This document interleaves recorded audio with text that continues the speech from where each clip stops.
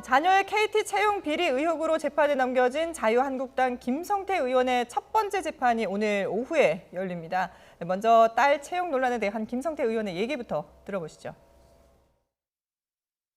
제 딸아이가 KT 정규직으로 입사하는 과정에 부당하고 불공정한 절차가 진행된 부분에 대해서는 아비로서 다시 한번 머리 숙여 깊이 사죄드리는 바입니다. 부정한 절차가 진행되지 않았다는 당초 해명에 대해서도 KT가 알려주는 절차대로 그 프로세스를 밟아가는 것이 정상적인 절차인 줄로만 알았던 제 딸아이의 확고한 믿음 때문이었다는 점도 이 자리를 빌어 새삼 말씀드립니다. 네, 김성태 의원이 딸의 채용과 관련해서 어떠한 청탁도 하지 않았다라고 지금 이렇게 얘기를 했지만 검찰은 뇌물 혐의로 KT에서 뇌물을 받은 혐의로 기소를 했는데 이게 뇌물이 금액이 아니라 딸을 채용하는 방식으로 이루어졌다 이렇게 보고 있는 거죠. 네, 그렇게 이제 해석을 하고 있는 것이죠. 예. 이제 올해 초에 의혹이 제기되고 난 이후에 약 8개월 정도 만에 이제 이번에 새로 재판이 됐습니다. 그래서 이제 당시에 국회 환경 노동위원회 소속으로 있었는데요. 네. 그 당시에 2012년도에 국감기관에서 당시 이석채 KT 사장을 국감 정인 채택을 시켜주지 않겠다라고 하는 그런 조건으로 딸을 KT에 채용하도록 한 혐의를 지금 받고 있습니다. 네. 그래서 이제 그 당시에 좀 약간 의혹스러운 여러 가지 점들이 딸이 서류 전형에 지원도 안 했는데 최종 합격했어요. 네. 그리고 그 당시에 공채 서류 접수가 끝난 지 약 한 달 뒤에 이메일로 제출했고 또 인적성과 관련돼서 시험 결과 불합격이 됐는데 합격이 됐단 말이죠.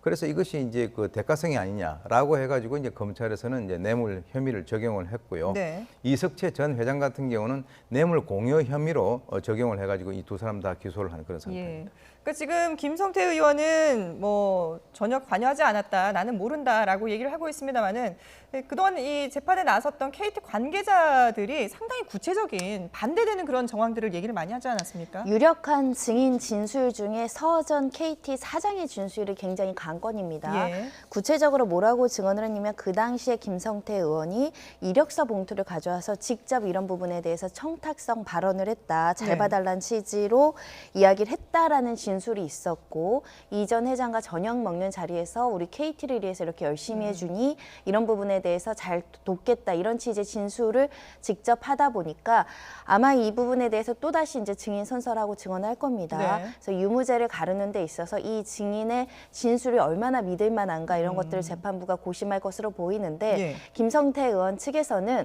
검찰이 피의 사실 공표를 했다. 그리고 서전 사장이 이렇게 말하는 건 모두 다 거짓말이고 어떤 신뢰도가 굉장히 낮다 이렇게 주장하고 있어서 예. 결국은 구체적으로 어떻게 증언을 하는지 그것이 믿을 만한지 그리고 일관되고 그 당시 상황과 맞아 떨어지는지를 재판부가 잘 살펴볼 것이라고 생각이 듭니다. 예. 재판부는 오늘 과연 여기에 대해서 어떻게 판단을 할지 모르겠습니다만 일단 검찰 구형은 어떻게 나와 있는 건가요? 일단 뇌물죄로 기소를 했는데 네. 원래 취업비리 같은 경우 보통 업무방해죄로 하죠. 근데 뇌물죄로 한다는 것은 이 국회의원의 직무하고 이 취업하고 대가관계가 형성됐다라는 것입니다. 네네. 그런 측면에서는 구형까지는 조금 더 공방을 해야지만 나올 수 있는 상황이 아닐까라는 생각이 드는데 예. 국회의원이라는 신분인 점 그리고 사회에 굉장히 악영향을 미친다는 점에서는 검찰은 유죄로 보기 있기 때문에 예.